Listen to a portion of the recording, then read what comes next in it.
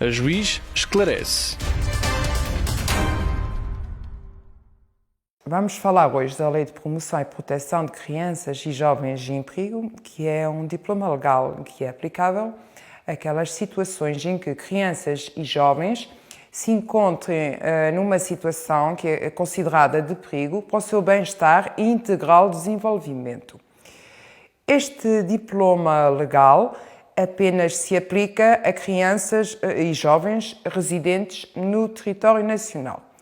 Se no início do processo a criança estiver a residir no território nacional e no decurso do processo alterar a sua residência para outro país, no âmbito deste processo o Tribunal deixará de intervir e terá de ser colocada a questão às instâncias, portanto, do novo país da residência, em termos de promoção e proteção, portanto, no âmbito deste diploma. Estas situações de perigo, em que casos é que surgem? Temos um elenco na lei que é exemplificativo, mas eu diria que, basicamente, quando a criança, por ação das pessoas, pais ou outras pessoas cuja guarda se encontre fique sujeite a uma situação atentatória do seu bem-estar, ou quando a própria criança se sujeita a ela própria a situações consideradas perigosas para o seu integral desenvolvimento, ou ainda quando, por ação de terceiros, portanto, que não sejam nem os pais, nem as pessoas que tenham a confiança da criança, nem a própria criança, mas por ação de pessoas externas ao agregado, se encontra também numa situação de perigo e os representantes legais não se mostrem capazes de remover esse perigo, então teremos um caso em que são estas situações que justificam a intervenção ao abrigo da Lei de Promoção e Proteção. Eu vou dar alguns exemplos que a lei prevê. Portanto, teremos o caso dos maus-tratos psíquicos e físicos. Teremos aquelas situações em que as crianças e jovens se encontrem sujeitos a trabalhos excessivos ou impróprios para a sua idade.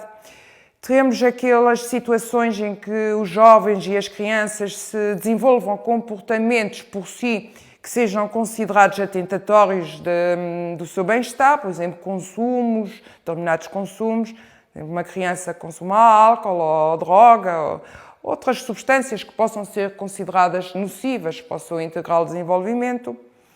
Teremos também aquelas situações das crianças que estão confiadas a terceiros, em que exista uma vinculação afetiva relevante entre ambos e se verifica ao mesmo tempo que existe um alheamento dos pais. Portanto, os pais não exercem as responsabilidades parentais, estão aos cuidados de terceiros e, nesse caso, terá de haver também a intervenção do Tribunal para acautelar essa situação. Verificar em que termos é que a criança se encontra aos cuidados daqueles terceiros e se, de facto, isso corresponde ou não ao seu superior interesse. Teremos também a situação daquelas crianças que, não tendo nacionalidade estrangeira, que não tendo nacionalidade portuguesa, se encontrem acolhidas em instituições públicas ou que tenham um contrato de cooperação com o Estado e que não tenham título de residência no território nacional. Em todas estas situações e noutras que configurem perigo para o bem-estar e desenvolvimento da criança, em todas as situações em que seja considerado que algo nocivo está a acontecer no seu processo de crescimento e que os pais ou quem tem a guarda da criança não consiga adequadamente remover, nesse caso justificar-se-á, portanto, recorrer a esta lei e adotar as medidas que nela se encontram previstas e que iremos esmiuçar noutras sessões.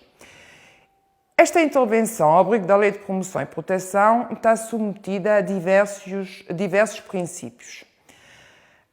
O primeiro, obviamente, será o do superior interesse da criança, portanto, todas as medidas que venham a ser adotadas No âmbito desta lei, terão sempre de acautelar em primeira linha o superior interesse da criança, portanto, tudo o que vier a ser determinado será norteado por esse critério.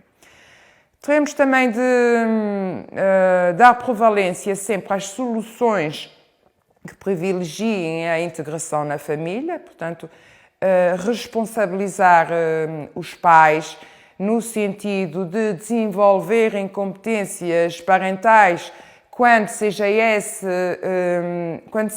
a causa da situação de perigo em que a criança se encontra. Portanto, há um princípio de responsabilidade parental. Há também um princípio de preferência da integração no meio natural de vida, portanto, dar sempre prevalência às situações que permitam integrar a criança no meio em que habitualmente está inserido, junto daquelas pessoas que constituem a sua referência afetiva. Esse é também um dos motores desta jurisdição, dar prevalência às relações afetivas estruturantes da criança, de forma que possa, em condições de segurança, mantê-las e fortalecê-las.